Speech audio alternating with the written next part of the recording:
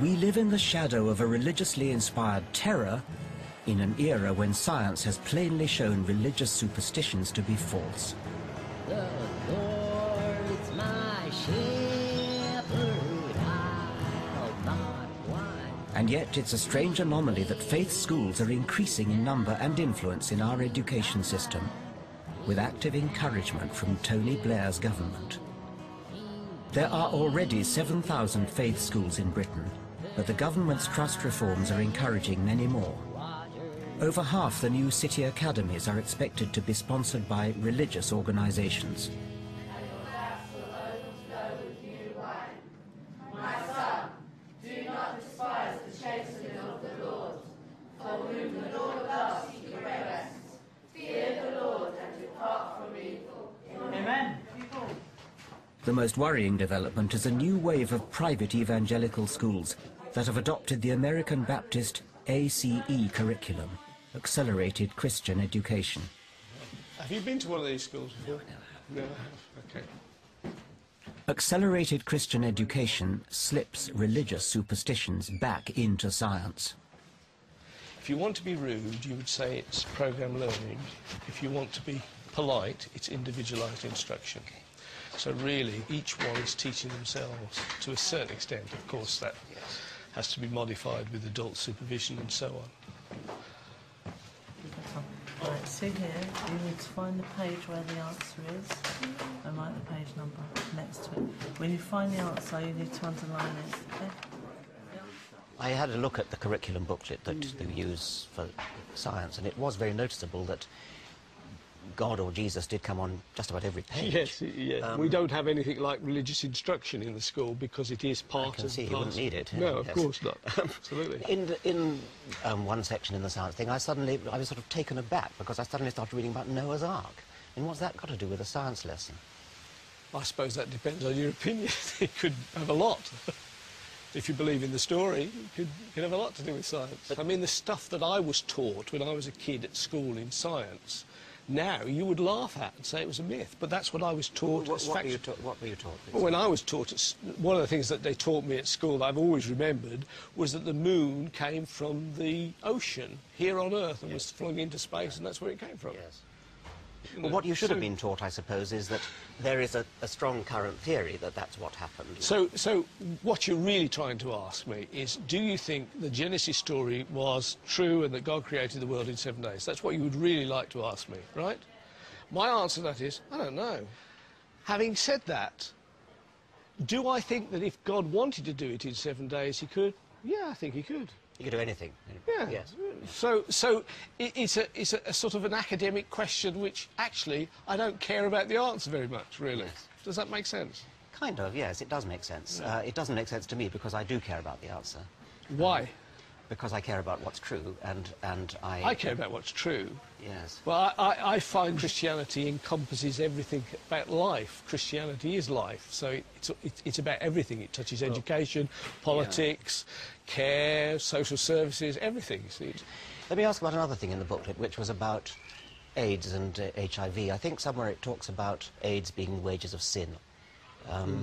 Is that mixing health education with moralistic preaching? I suppose the flip side of that is that if there is no God and there is no lawgiver, why does it matter what I do? Why is rape wrong? Why is paedophilia wrong?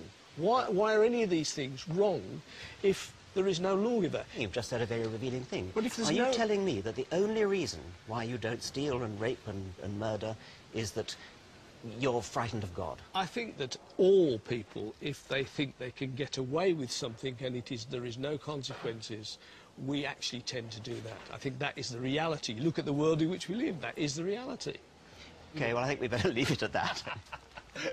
Adrian Hawkes, I'm sure, is a well-meaning man. But why should he impose his personal version of reality on children? Not only are they encouraged to consider the weird claims of the Bible alongside scientific fact, they're also being indoctrinated into what an objective observer might see as a warped morality. It's pretty wild on there, isn't it? Let me explain why, when it comes to children, I think of religion as a dangerous virus. It's a virus which is transmitted partly through teachers and clergy, but also down the generations from parent to child to grandchild. Children are especially vulnerable to infection by the virus of religion. A child is genetically pre-programmed to accumulate knowledge from figures of authority. Stand on the rope. That's it. Now. Hold on here. Here. There. And here. Hold tight. Got it? Good. There you go. The child brain, for very good Darwinian reasons, has to be set up in such a way that it believes what it's told by its elders. Because there just isn't time for the child to experiment with warnings like, don't go too near the cliff edge, or don't swim in the river, there are crocodiles. Any child who applied a scientific, skeptical, questioning attitude to that would be dead. Okay. No wonder the Jesuit said, "Give me the child for his first 7 years, and I'll give you the man." 3, go! The child brain will automatically believe what it's told, even if what it's told is nonsense. And then when the child grows up, it will tend to pass on that same nonsense to its children. Well, so many people think they've got the truth, but they've only got deceit. And the devil's greatest weapon was deception. And so religion goes on from generation to generation. What are you going to be known as when you die? Sinner or winner?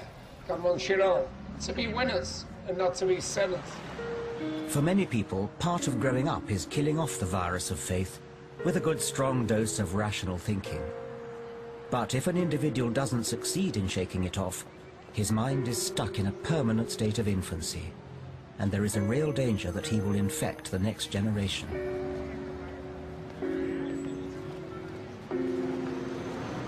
I'm going to meet someone who has experienced religion as child abuse firsthand. Jill Mitten. Oh, hello. I'm Richard Dawkins. Hello, Richard. How do you do? Jill Mitten was brought up in a strict Christian sect. Yeah. Today she's a psychologist who rehabilitates young adults similarly scarred by their narrow religious upbringing. They need to be allowed to hear different perspectives on things. They need to be allowed to investigate. They need to be allowed to develop their critical faculties so that they can take a number of different viewpoints and weigh them up and decide which one is for them. They need to find their own pathways, not be forced into a particular mould as a child.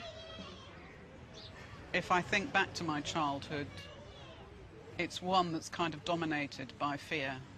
And it was a fear of disapproval while in the present, but also of eternal damnation. Do they get taught about hellfire and things like that? Absolutely. And to a child, images of hellfire and gnashing of teeth are actually very real. They're not metaphorical at all.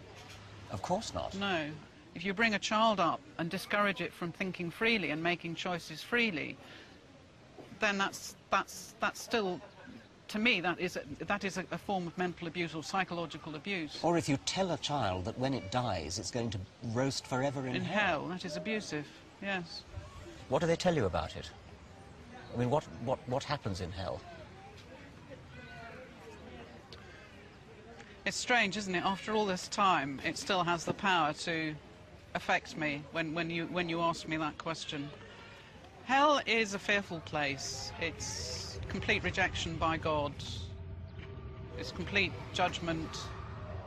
There is real fire. There is real torment, real torture. And it goes on forever. So there is no respite from it.